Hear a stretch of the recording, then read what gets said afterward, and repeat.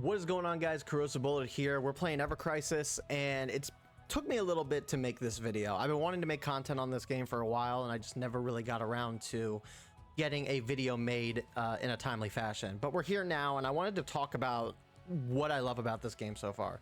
So first off, the game already hit 3 million downloads, and it's not even been its first week yet. Like, this is astounding. Like, I did not think that this game was going to be a resounding success in the eyes of this.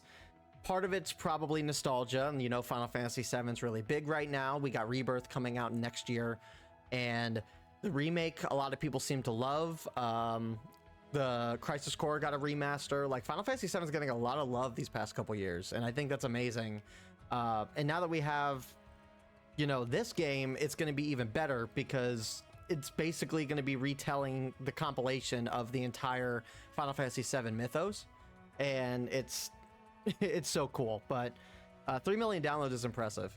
So I wanted to kind of talk about like the things that I've been enjoying in this game, and what specifically like I feel is like this game is like tailored for me. Everyone I think is going to gain something from this game in some capacity, but I wanted to at least talk about what I kind of enjoyed. So the first thing that I really kind of enjoyed is the fact that we have the entire Final Fantasy VII compilation that's going to be coming to the game.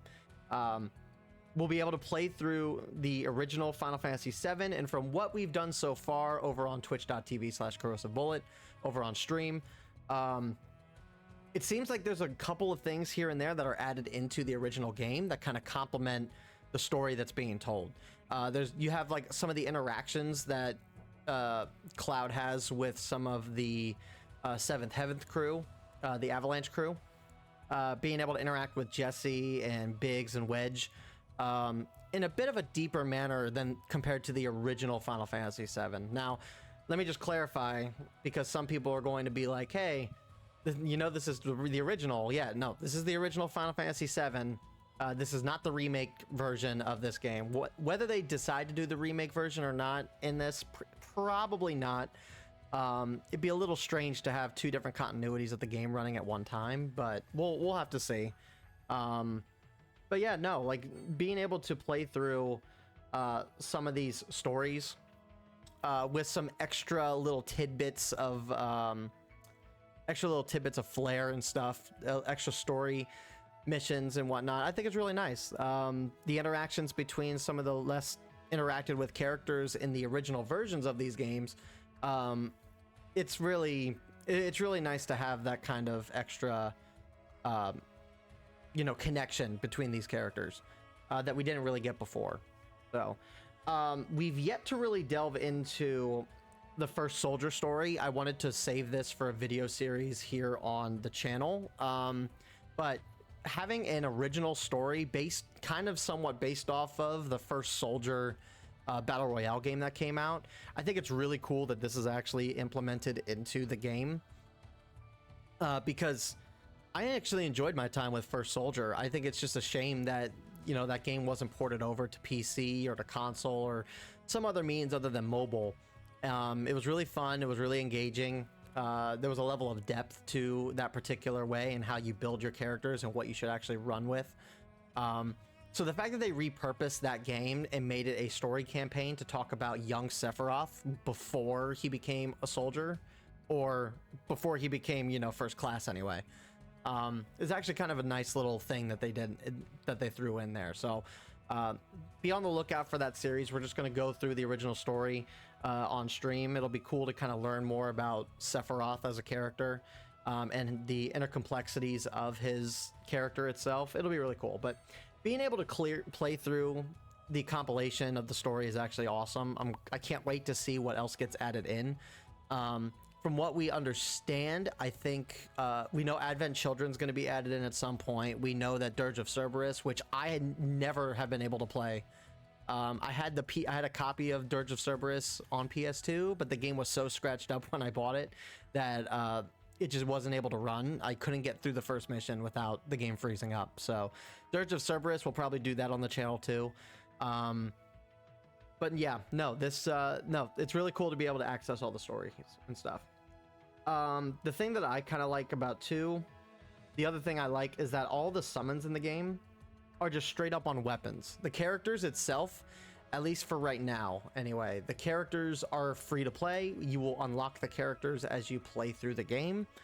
And the only means in which you summon or do the gacha stuff in the game is for weapons. I think this is... I'm not usually the biggest fan of like gachas that use a weapon system for drawing and summoning, but I think in this case it actually works out really well because you have a lot of like fan favorite weapons. Like you got Hard Edge, you got let me see if I can pull up. You got stuff like Hard Edge, you know, you got the Mithril Saber, the Iron Sword and stuff. Some weapons that are I think a lot of these are from the original Final Fantasy VII, if I remember correctly. But it's like, it's nice because you're not pulling for characters. There's not like a gimmick to having the characters in the game, and all you need to really focus on is just how you want to build each specific character, and that's tied through the gear system and like what abilities are tied to the weapons. I think that this is a decent way of approaching the game, especially since a lot of the weapons can be repurposed by how you build your characters. So like if I go over here to Cloud, right? So every character is able to equip two weapons that they are able to use and benefit from the abilities that they have. So I was able to pull for the Masamune, which is like the current weapon that's in summon rotation right now, which gives you the ability Thunderstrike.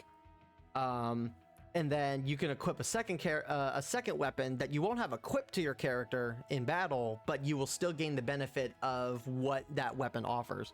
So I had the Buster Sword because obviously Cloud, and the Buster Sword gives you Braver.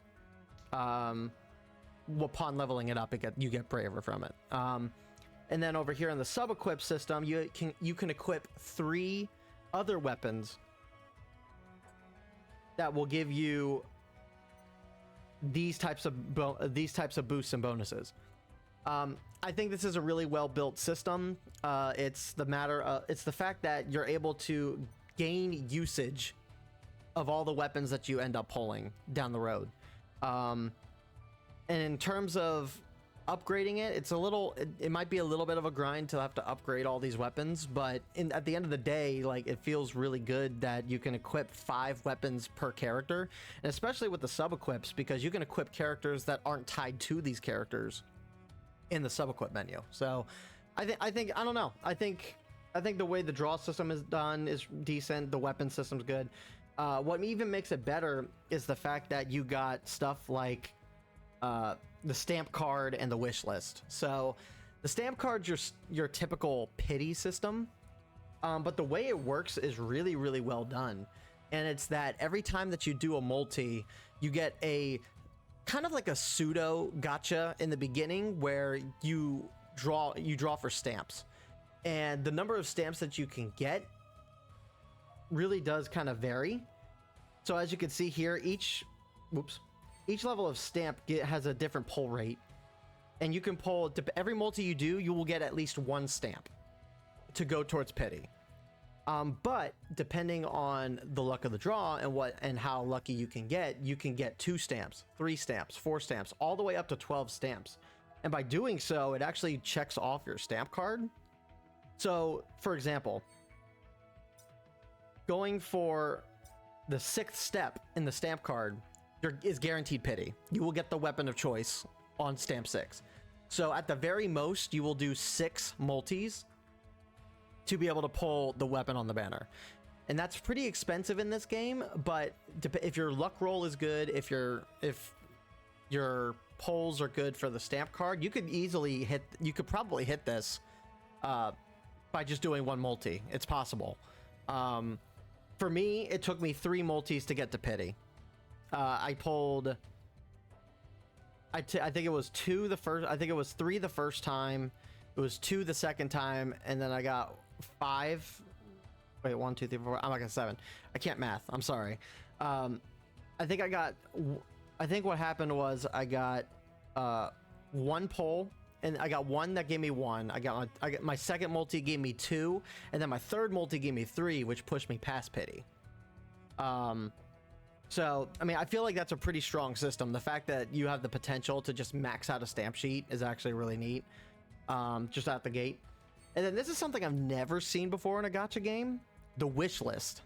So you can select 5 weapons through all your characters that you own, and the top 5 weapons that you select will have an increased chance of being able to pull that on the banner, which is really cool. I think it's not a guaranteed thing, but it does help. It was actually kind of cool when I did it, because the weapons that I chose, I got the Tiger Claws for Tifa. I got the I wanted to get one of the swords for Matt, who's one of the original characters in First Soldier. And then obviously for Cloud, featured is the Masamune, the Murasame. My bad, I was calling it the wrong weapon. The Murasame.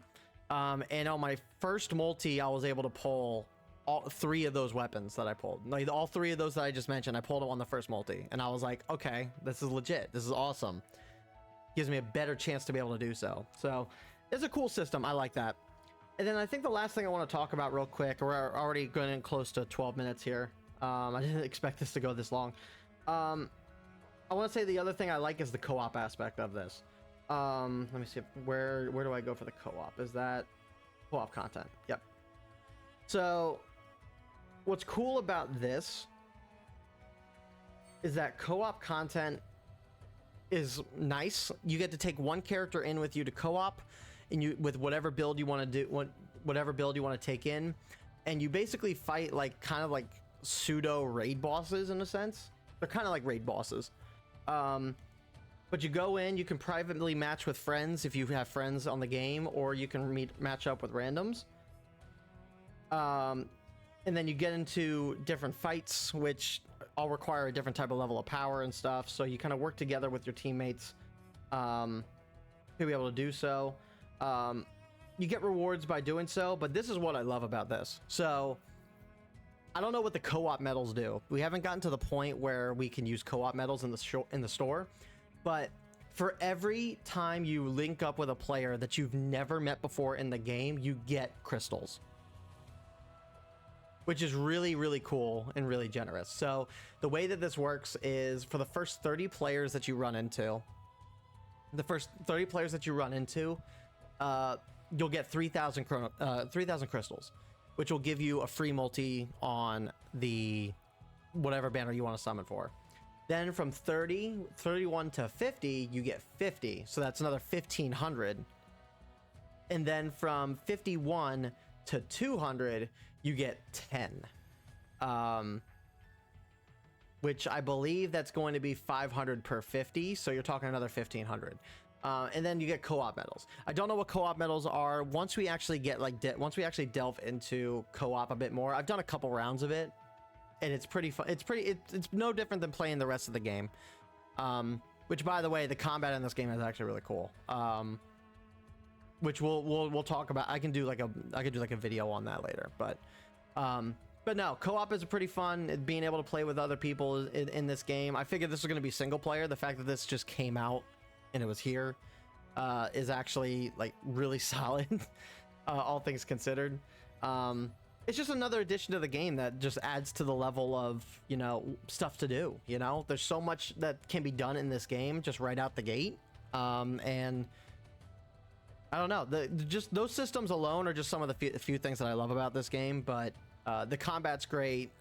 Being able to replay through the stories is great, and it's just I've been having a blast with it. I hope everyone else has been too. But that's gonna do it for this. I just wanted to kind of talk about the game a little bit, and just let everyone know like what I was feeling about the game.